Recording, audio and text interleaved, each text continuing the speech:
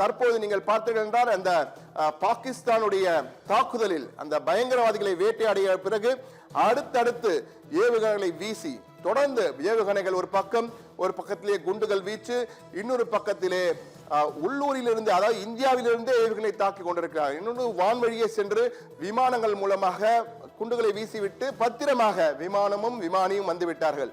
அதே போன்று கடற்படையின் மூலமாக கடற்படையிலிருந்தும் சில ஏவுகணைகள் வீசப்பட்டிருக்கின்றன. கடலிலிருந்து பகவல்பூருக்கு கடலிலிருந்தும் வீசப்பட்டதாகவும் கூறப்படுகிறது. ஆனால் இவை அனைத்தையுமே முழுமையாக நமது இந்திய ராணுவம் பேசும்போது தெளிவாக விளக்குவார்கள். எப்படி நடந்தது, என்ன எங்களுடைய நோக்கம், என்ன செய்தோம், எவ்வளவு பேர் உயிரிழந்திருக்கலாம் என்பதெல்லாம் அவர்கள் தான் தெளிவாக கூறுவார்கள். அதே போன்று உயிரிழப்பு மட்டுமல்ல, நான் ஏற்கனவே கூறியது போல 200க்கும் மேற்பட்ட பயங்கரவாதிகள் படு காயங்கள் அடைந்திருக்கிறார்கள். அவர்களும் இன்றோ நாளையோ என்ற வகையிலே உயிரிழந்து விடுவார்களோ என்று அஞ்சக்கூடிய அளவில் தான் அவர்கள் கடுமையான படுகாயத்துடன் மருத்துவமனைக்கு கொண்டு செல்லப்பட்டிருப்பதாகவும் தகவல் வருகின்றன. பாகிஸ்தான் இதுவரை எத்தனை பேர் பாதிக்கப்பட்டிருக்கார் என்பது குறித்து வாய் திறக்கவில்லை. ஏனென்றால் வாய் திறந்தால் பயங்கரவாதிகள் இவ்வளவு பேர் இருக்கிறார் என்பதை அவர்களை ஒப்புக்கொண்ட மாதிரி இருக்கும். எனவே வாய் திறக்க மாட்டார்கள் என்பதுதான் உறுதி. ஆனால் அதே போன்று தற்போது அடுத்து ஒரு மிக முக்கியமான ஒரு பிரேக்கிங் செய்தி நமக்கு வந்திருக்கிறது. பிக் பிரேக்கிங் செய்தியாக தற்போது வந்து கொண்டிருக்கிறது.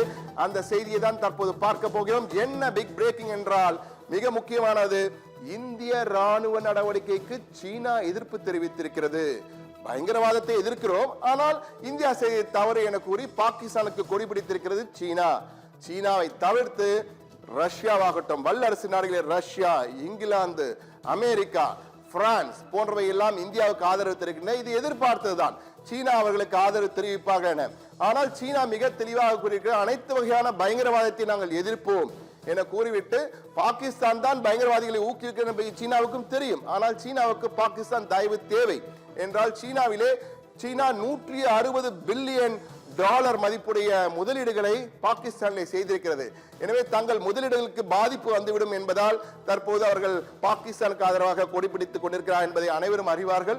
உலக அரசியல் தெரிந்த அனைவருக்கும் தெரியும். இது எதிர்பார்த்ததுதான். அந்த எதிர்பார்த்த வகையிலே அவர்கள் அந்த இந்திய ராணுவ நடவடிக்கைக்கு சீனா எதிர்ப்பு தெரிவித்திருக்கிறது. இது ராணுவ நடவடிக்கை அல்ல, துல்லிய தாக்குதல் மட்டும்தான், பிரிசைஸ் தாக்குதல். தீவிரவாதிகளை தாக்கி இருக்கிறார்கள்.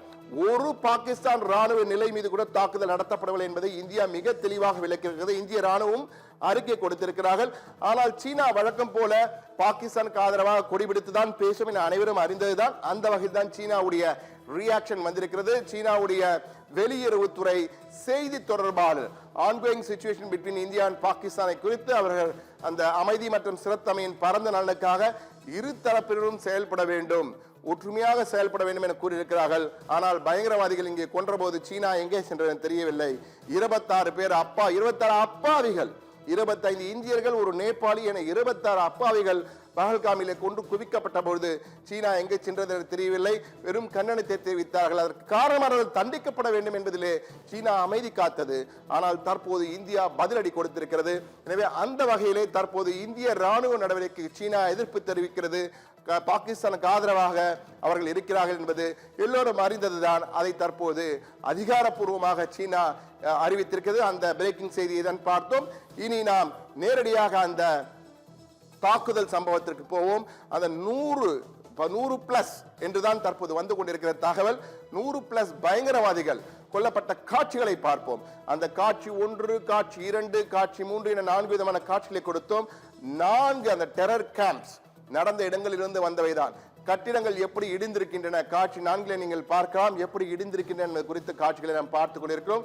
ஒவ்வொரு இடத்திலும் தரைமட்டமாக அந்த கட்டிடமே இடிந்து விழுந்து நிலை குலைந்து உருக்குலைந்து போய் சின்ன பின்னமாக்கப்பட்டது என்பார்கள்.